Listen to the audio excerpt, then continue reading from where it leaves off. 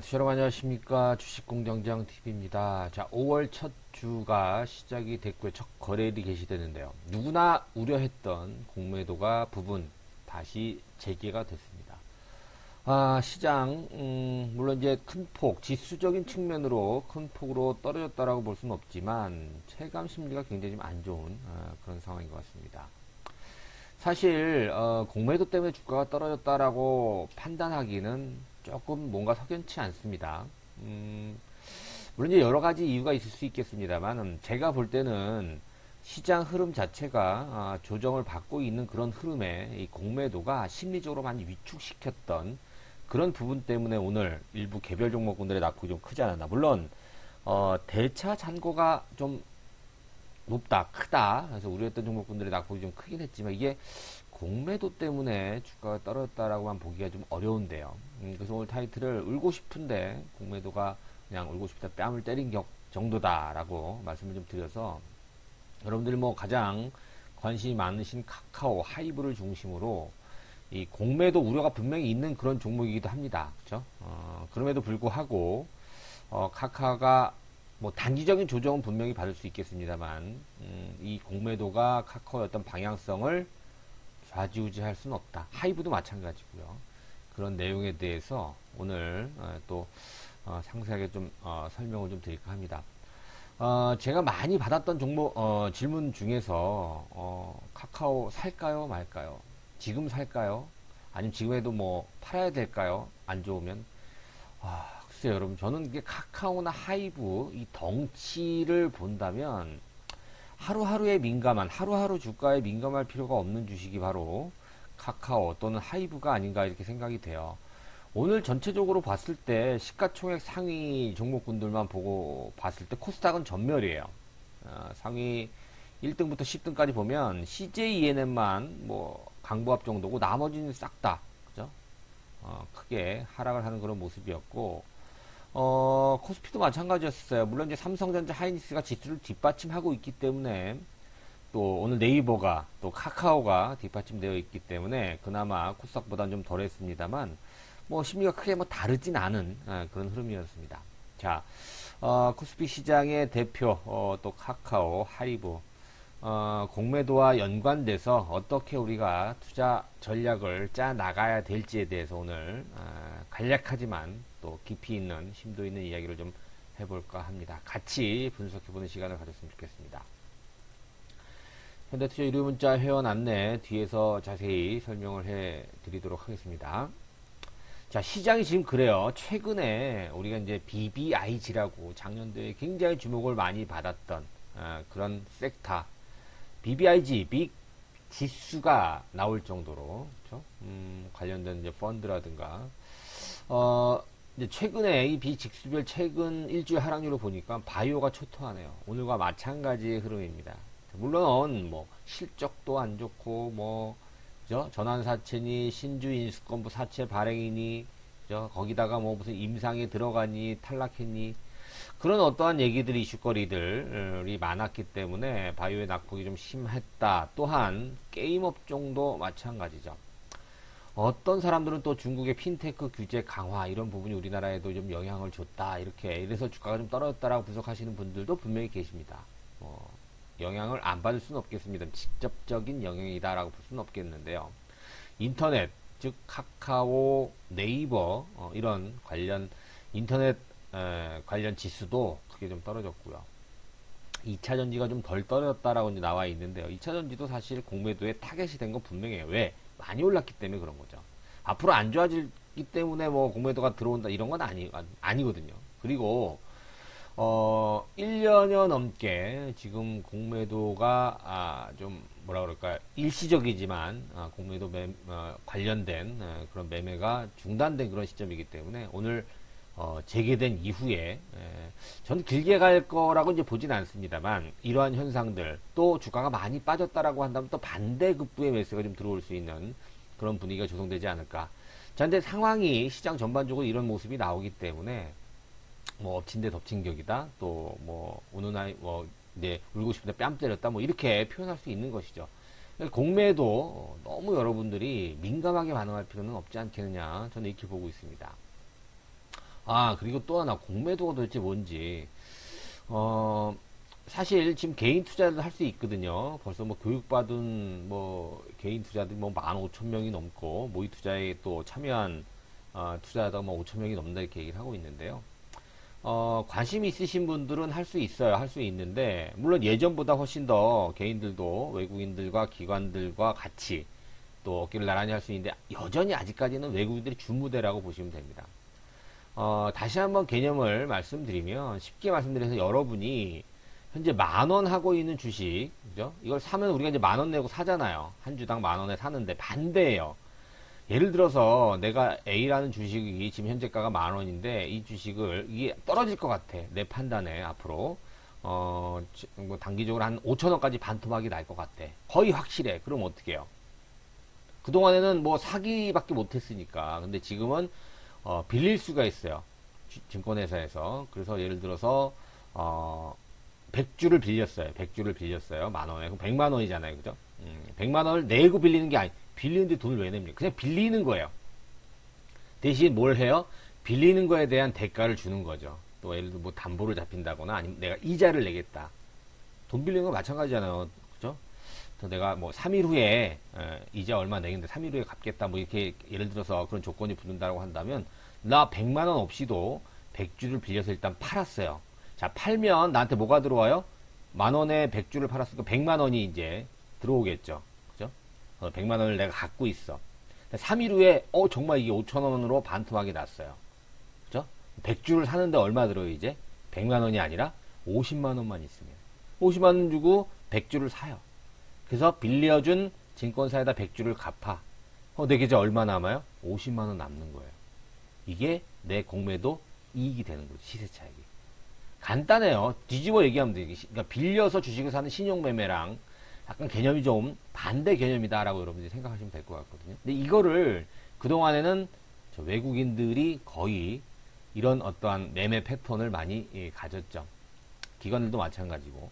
지금도 이렇게 보니까 거의 최근 4월 달에 분석을 해보니까, 사실 공매도를 하기 위해서는 빌리잖아요, 여러분들. 아까 100만 원, 그러니까 10,000원에 100주를 빌렸다라고 그랬잖아요. 이 빌린 걸 뭐라 그래요, 우리가? 대차 잔고라고 얘기합니다. 이 100만 원의 개념을 대차 잔고라고 얘기를 하거든요. 이 대차 잔고가 많이 늘어나면 어떻게 돼요? 결국엔, 저 공매도 치려고 그러는구나. 그래서 대차 잔고가 늘어나는 걸 우리가 경계를 하죠.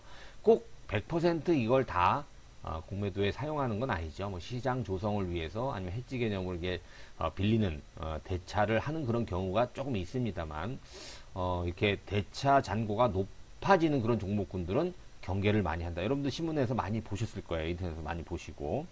최근 4월 달에 외국인들의 주식을 빌린 규모를 보니까 약 3억 주가 넘는다 그래요. 3억 주를 빌렸대요. 약 62% 정도 되고요. 증권회사가 약 36%죠. 1억 8천만 주를 차입을 했고요. 왜? 이걸로 뭐 할까, 얘네들이. 그죠? 공매도를 준비를 하는 거겠죠. 그죠? 자산운용사가 200만 주 정도 되고, 뭐 은행, 기타 등등이 있습니다.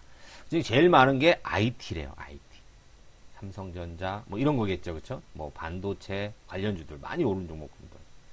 그러니까 이런 거예요. 뭐 외국인들이나 기관들은 여러분들처럼 주식을 사기만 하진 않잖아요. 팔기만 하진 않잖아요. 그죠? 해지를 해야 된다는 거예요. 해지라는 게 뭐예요? 리스크 방어를 한다는 것이죠. 그러니까 예를 들어서 현물을 사고 선물을 팔고, 반대로 현물을 팔고 선물을 사는 것처럼 리스크가 이론적으로 제로가 되게 만드는 거예요. 그렇게 할 수밖에 없죠. 펀드이기 때문에. 여러분들하고 다르다는 얘기죠. 그런 개념에서 이제 공매도를 사용을 하는데요.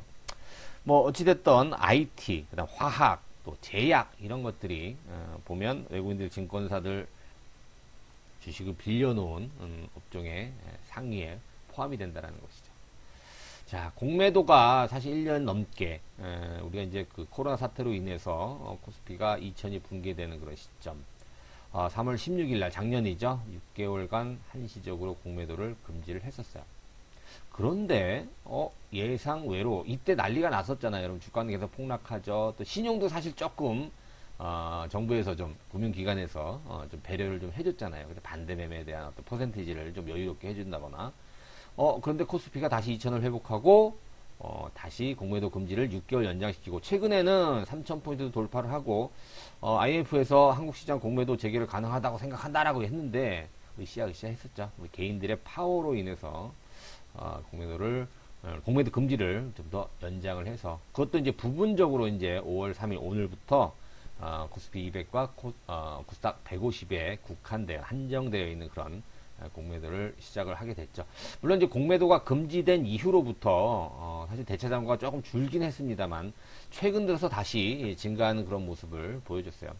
자, 이건 뭐 여러분들 보시면 아시겠지만 지금 대차 잔고가 높은 그런 종목군들이 이제 나온 거예요. 근데 이런 것들이 사실 떨어지긴 했었는데요. 충분히 기존에 그 전보다 좀 많이 떨어졌었는데 이게 떨어지는 게 사실 공매도 때문에 떨어진다라고 볼 수는 없어요.